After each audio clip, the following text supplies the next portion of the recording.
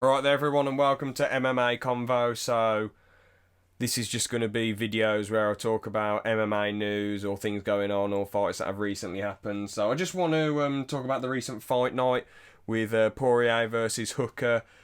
Pretty epic really. I mean, I'm not the most amazing fight analysis person, but I'll do my absolute best. So there was Sean Woodson versus Erosa. That was quite a cool fight. I couldn't believe how, like, when I saw Woodson, I was like, because I saw the odds before and I was talking to one of my mates, and he was like, I'm picking this person. And I saw that Sean Woodson was 7-0. I didn't know much about him, and I was like, bro, I'm picking him. Well, he hasn't lost. 7 wins, no losses, and I think he's got a no contest or a draw or something. But I was like, bro, I'm picking him, obviously, and the commentators were saying, "Oh yeah, but amateur boxing, I think something like 46-0, and then he got injured, but then he decided to do MMA because he's like, MMA is real." I don't think he's slating boxing, but like he's like, I want to be the best fighter. I don't want to be the best boxer. I want to be the best fighter in the world, which makes sense. And he looked amazing for the first round. He looked absolutely phenomenal. He was changing stances, flipping his hands around, and landing him a load of cool punches. Because when I saw, I'm about to say, like, what I was about to say was, with fighters, because I was going to say about his physique, but I just want to warn quickly, I'm not knocking scrawny fighters or whatever, but usually, like, out of shape people are, like, heavyweights, or they've gone up too many weight divisions, or they need to retire. Well, not out of shape, but like fat people. But obviously he's really scrawny, and there are some skinny people here and there, but he looked like really, really skinny. It was a catch weight at 150 pounds. Because that Erosa, I think his name's Erosa, that dude. He I think it's because it was short notice, and he was like a plus I don't know, whatever amount underdog. I think plus 400 underdog. I don't know. But the point is, he managed to tap him out, and I was like, wow, that's amazing. He was doing better in the second round, but then he tapped him out in the third with a cheeky Darce, and I'm like, man, fair play to that bloke. That was absolutely epic. So, yeah, fair play to him, as I say. So, the another fight I'm just going to talk about quickly was Mike Perry versus... Well, not quickly. Sorry, I'm just rambling. Mike Perry versus Mickey Gall. I thought Mickey was going to win it, but I got that one wrong. So hey ho, it happens. These things happen, don't they? I just thought Mickey would be able to take him down and submit him, because if Cerrone can do it, then I thought Mickey Gall could do it, especially with him being so big and cutting so much. You'd think he'd be able to impose his will and impose his grappling. But it didn't work out, did it? I mean, it felt like Mike Perry was missing a lot of punches, but that was probably because, he wasn't getting much sparring in, was he? So, it was a bit crap for him, really. A bit of a shame. But, there you go. These things happen, I suppose. But Perry was landing a few things here and there. Just Mickey Gall's stand-up wasn't there. Perry's takedown defense was on point, though. He was like, psh! His sprawl was amazing, man. He was so cool. It was so awesome. Mickey Gall got him in a few guillotines, and he just used his strength to get out of him, man. And Perry landed some great elbows on Mickey Gall as well, and he had some great grappling defense. Mickey nearly went for an arm bar, and it didn't work out. I just feel like Perry's just way ahead of it, way ahead of Mickey, And he did call out Diaz. He was like, Diaz is just scrawny and crap, like Mickey Gall. His words, not mine. It was along those lines, and I'm thinking, bro, you don't want any of Diaz, man. He'll slap you up, bro. What are you talking about? I think Diaz would just absolutely wreck him. I do want, I don't know who I'd want him to fight next. Mike Perry to fight next. Maybe, I don't know, man. I really don't know. Maybe Mickey Gall could fight Brian Barberina, but I'm thinking, who could Perry fight? Diaz would be cool, I suppose. It'd be a bit crazy if he won that one, then got catapulted. If Damian Maia fights again, maybe Perry could fight him. That'd be quite interesting, I suppose. I know they're both far down in the ranks, but I just mean, Perry's quite a star, isn't he? He's quite good at talking trash. Didn't he say he wants to go up to 185 to get Bisping out of retirement or fight Darren Till or someone? I don't know. I didn't look too much into that, but don't get to 185. If you're a small welterweight, because isn't he walking around weight like 174 pounds? If you're a small welterweight, you don't want to go up to middleweight. But I suppose he just wants to be bang on 185 at Wayne's. But you're playing a dangerous game, especially if you're a brawler going up a weight division. You usually want to be technical and smart, or have some sort of physical advantage. Like someone like Israel Adesanya, he's got the reach. He's just a beast, isn't he? He's got the reach, the kickboxing experience. And he only cuts like £5, I'm pretty sure, or less. He probably cut less for the Whittaker fight, thinking about it though, because didn't he come in at like 183? If you're coming in £2 underweight, you're not cutting much. So he's just an absolute utter beast. So it is quite hard to impose your will with certain things like grappling if you're not cutting much, or wrestling. But you can do decent, don't get me wrong, you can do decent. I mean, Damian Maia submitted Chael Sonnen. Chael Sonnen cuts quite a bit, and Damian Maia I don't think cut anything to get to 185. So, probably cut some weight naturally, but he didn't want to cut anything, so, it can be done, but you preferably want to have some physical advantages like Adesanya, and you want to have insane stand-up because you can have the speed, the footwork, the movement to get out of the way. A lot of smaller fighters beat the bigger fighters in stand-up, but there ain't many smaller grapplers, unless they're the cream of the crop, that beat the bigger grapplers or the bigger wrestlers or whatever. But yeah, I don't think Mickey Gall, is out of it or anything though. I do think he could come back. He just needs to sharpen some things up, sharpen up his stand-up. His jiu-jitsu's there, and Takashi Sato, that was quite cool. Sorry if I'm pronouncing his name wrong, but he got a knockout really quick over Jason Witt. That was just absolutely amazing. He was landing quite a bit at first. It felt like Jason Witt barely landed anything, and then he just landed the big. But yeah, Takashi landed a big punch, so that's cool. Big left hand, and obviously that's what happens when southpaws were fight orthodox fighters. They can get you with the big kick, the big punch from their power side. So these things happen at the end of the day. So yeah, Brendan Allen versus Carl Dorcas, two amazing grapplers in the middleweight division. I mean, I thought Brendan Allen was going to win it because I don't think I mentioned these two in my predictions video. I might have mentioned Brendan Allen, but I didn't know much about Carl Dorcas, and I just thought Brendan Allen was going to do it because he beat an amazing grappler like Tom Breeze, and in the first round, and I just felt like, but obviously he did do amazing in this one. Don't get me wrong, he wrecked Carl Dorcas, and it was a great grappling contest. But I felt like Brendan Allen just absolutely battered him, absolutely destroyed him. But both dudes did great. John Vellante versus Maurice Green was a weird one because Maurice Green was just keeping him at distance, landing side kicks to the leg and a lot of straight punches and whatever. But I know, didn't John Vellante knock him down at one point? Or was it... Yeah, I'm pretty sure he did. And then he got him down in the third, I'm pretty sure, and just kept elbowing him. But then he got gassed, and then it was it was some weird... Like, Maurice Green was on the bottom in side control, and then he sort of, like, wrapped his arms around him. It was really bizarre, though. It was so weird. But there was... Pretty sure it was like an arm triangle choke. But like he wrapped his arms around him and he was on top in side control, and then he just tapped out. It felt like he'd had enough though. I mean, I do love it when people go up weight divisions because they're not water cutting anymore, and especially with heavyweight, they're eating what they want, aren't they? But the way I see it, you should eat in moderation. You should still try and have the muscle that you have, or be in decent physical form. I know people like DC Roy Nelson, Mark Hunt, and a few others, Tim Sylvia, Derek Lewis, they aren't in the best shape in the world, but usually you should try. But those guys are big, tough, and insanely talented. But John Vellante, it's like, what was he? He could have got a 10-8 in that round, and then it could have been a draw.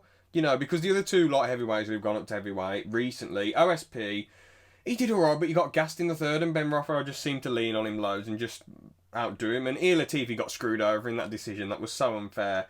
because I'm sure Derek Lewis might have landed the same amount of strikes or more strikes, but Ilir Latifi was controlling him so much more, you know, and it just seemed unfair to give Derek Lewis that decision. But there you go. But I thought Ilir Latifi won that fight, but obviously those other two light heavyweights who went up did crap. I know Doom's going to fight Gustafsson, so that will just be amazing. I can't wait for that. I will try and do a predictions video on that, but I'll just give my prediction now without going... Well, I'll just say why I'm predicting it, actually. Why not? Doom in his last fight looked a bit crap. I know Gustafsson gets taken down and tapped out, but I don't think Doom will be able to take him down. And I'm pretty sure against Smith, Gustafsson initiated the takedown, because against John Jones, Gustafsson was able to defend a lot of takedowns in the second fight. So I don't think takedown defense is an issue. I just feel like, because he locked up with Smith, and I think he took him down, and then Smith, I can't remember the fight exactly, but it was Gustafsson's fault. It wasn't like Smith went for a double leg or a single leg or got to his back and tripped him up or suplexed him or whatever, or any of that stuff, or, you know, tripped him standing up or got him in the clinch and then got him down or whatever. He didn't do any of that. It was Gustafsson who initiated it, and he was winning the fight. So, and also Werdum was getting outstriked by Alexei Olenek in the first round, which was really, really weird. If Werdum can get it down to the ground, I'm pretty sure Werdum can pull it off. But if he's keeping it in the stand-up, then mate, Gustafsson's just gonna piece him up and knock him out. That's all that's gonna happen, to be honest. Werdum is really old, and I'm pretty sure those tainted supplements helped him. Whatever was found in his system helped him, obviously, years ago. So I feel like Gustafsson will just make easy work of him, to be honest. But anyway, back to the fights. Let's talk about a few more fights then. So after that, it was Mike Perry vs Gall. Talked about that. So Dan Hooker vs Poirier, amazing, absolutely amazing. Hooker didn't really fight to his strengths. I thought Dustin was going to knock him out, but I thought Hooker would try and make this a really technical, smart kickboxing match. I know usually he comes to fight, you know, throws down and whatever, but in this one I was thinking, why are you doing that against Dustin? Dustin is an absolute killer. He is brutal. Why are you doing this stuff against him? You know, because he kept getting he was landing some great jabs, but he should have sort of let Dustin come to him and tried to keep him away with his long arms and front kicks and all that. But in the first two rounds he did great. He was landing the body shots amazingly and landing headshots as well. He seemed to be doing better than Dustin in the first two rounds, in my opinion. But then in 3 and 4, Hooker sort of seemed to gas out a little bit.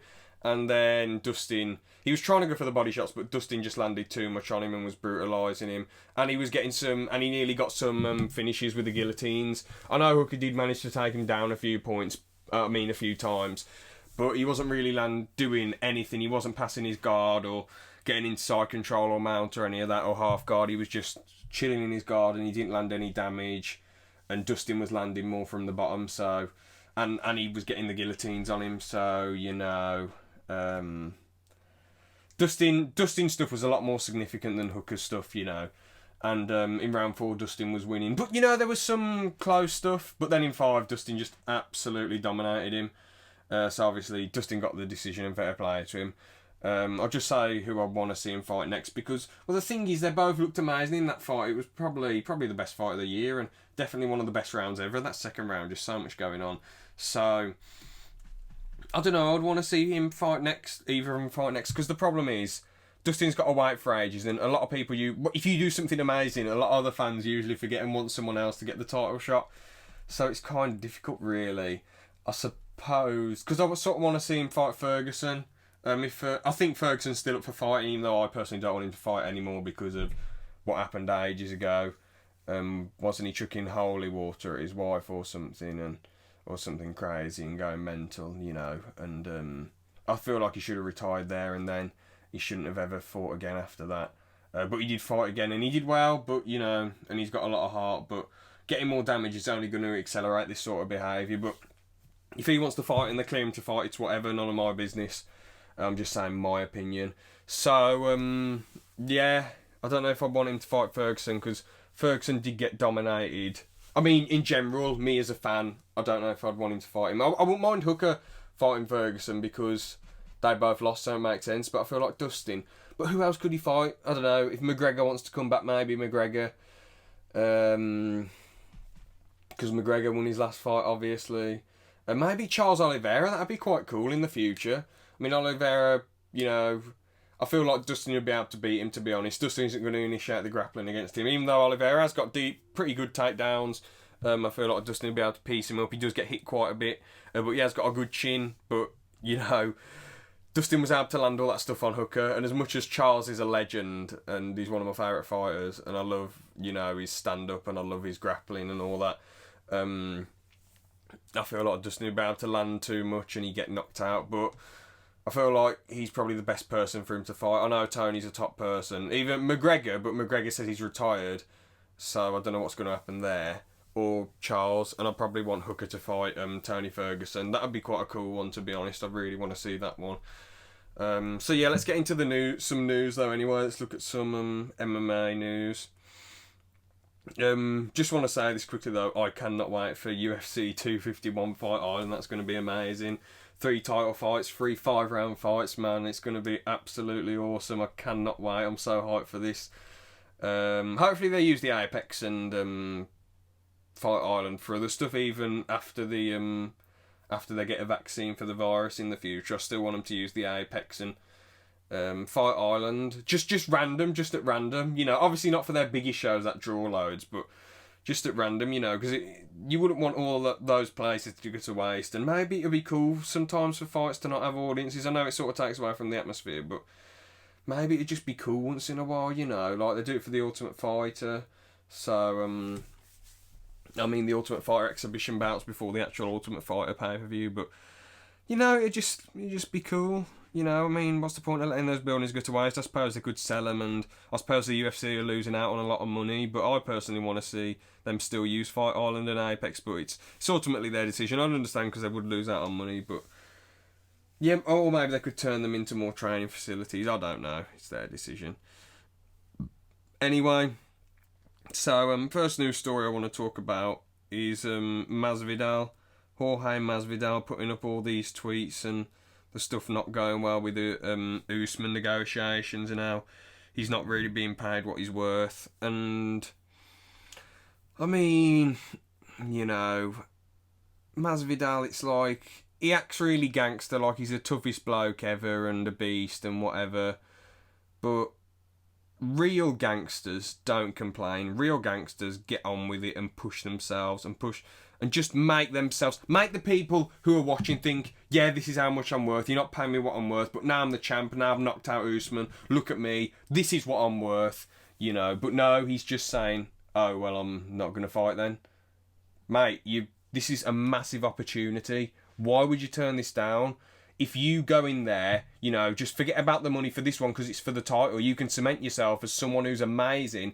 You knock out Usman or go to decision or whatever, which I wouldn't imagine with Masvidal he would go to decision because he's had loads of split decisions and those have annoyed him. So obviously he wants to, you know, knock out the fighters and not leave it to the judges, which is fair enough.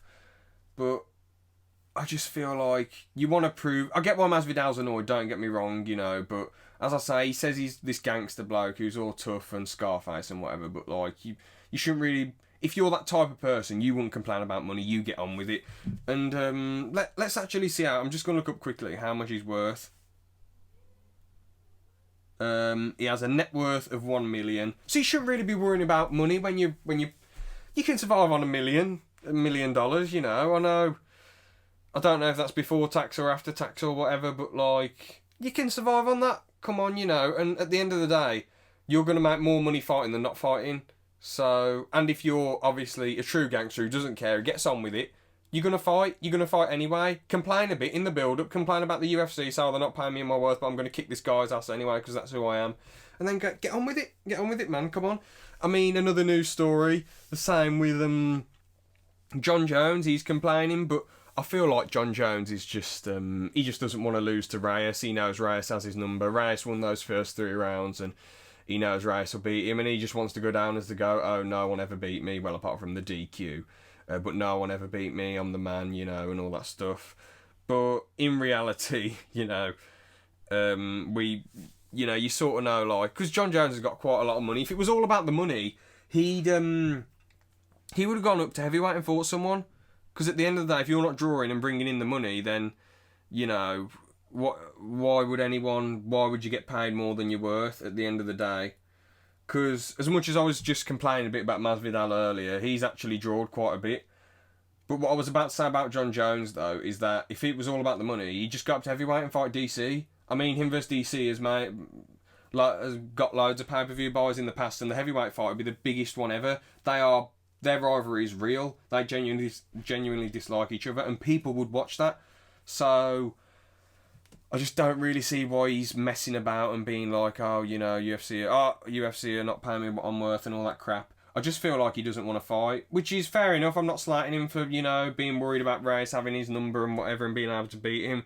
But just retire for a bit or pack it in for a few years, and if you want to come back, come back. If not, then just leave it, He beat everyone there is, and there you go, even though, Reyes won that fight. I mean, I even thought he won the first Gustafsson fight and the Thiago Santos fight just slightly. And if the judges gave it to Gustafsson or Santos, it's fine, but I just thought John Jones won slightly. But this Reyes fight, it was quite obvious. It was 3 rounds to Reyes, 1, 2 and 3, and 4 and 5 went to Jones. But there you go, these things happen.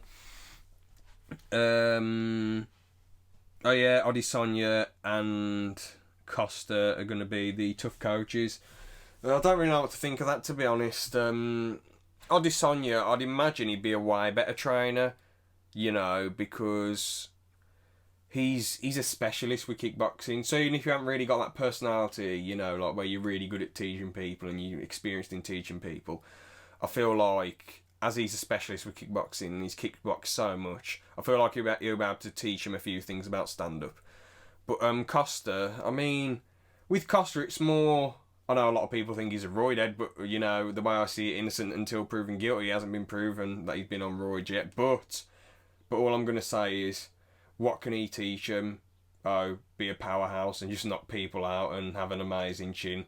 Well, although that is hard work and mental toughness, a lot of people don't have that power, don't have the mental toughness that Costa has, don't have the muscles that he has, and what Israel Adesanya can teach, the techniques and stuff, is a lot more useful, in my opinion, because techniques you can keep drilling that, but power, it's just really, really difficult, in my opinion. So I feel like Israel Adesanya's team will manage to win.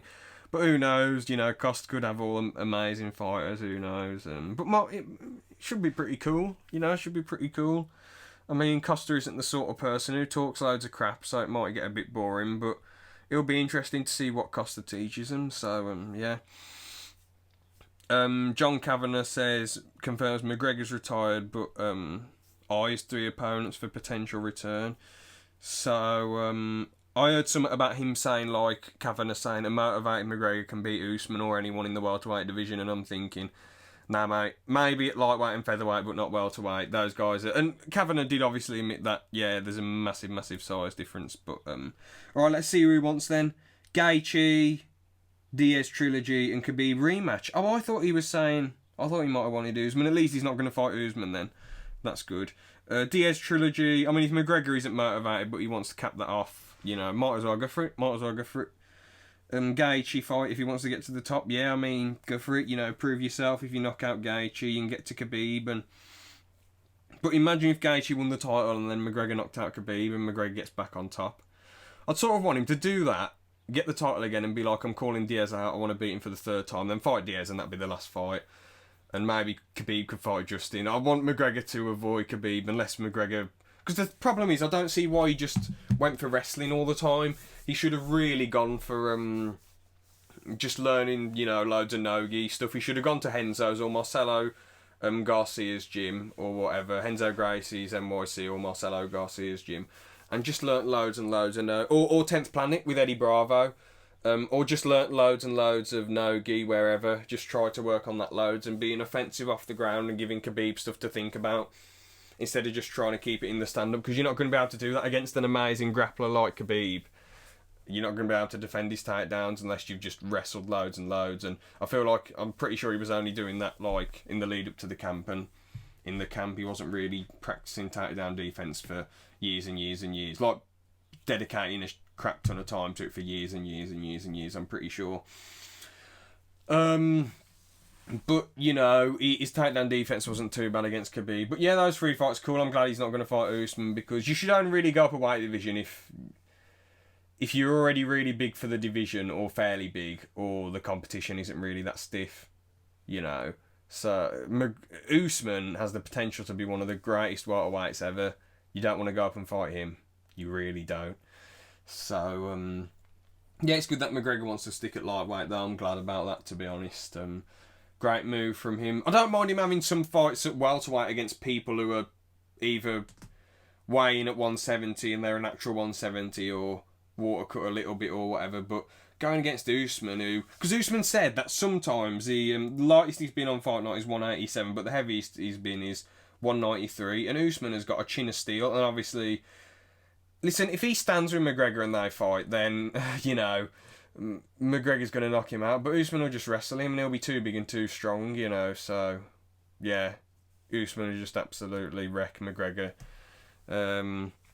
But I know Kavanagh can't really say, oh, you know, McGregor will lose. He can just say, I don't really like that fight for Conor because of the size differences. If they were the same size, I strongly believe Conor would knock him out. I feel like that's a better way to put it. But at least Conor's eyeing 3 fights at lightweight. That's the best thing. Or you could say, like, people around his size. So, Ryan Garcia wants MMA fights with Henry Cejudo and Conor McGregor's... Oh, Dylan Dennis. Little dog Dylan Dennis. Listen, I'm gonna be real with you. I haven't talked loads about boxing, but I absolutely respect Ryan Garcia. He is my favourite boxer today. He's just such a cool dude. He's just, you know, I mean, his personality's so cool. You know, his fighting style's so cool. He's just an absolute king, man. He's going to be one of the best ever, in my opinion. I know it sounds like I'm taking the piss, but I just really, really respect the bloke. He's such a legend. And, but the problem is that he's going into MMA, and this is obvious, you know.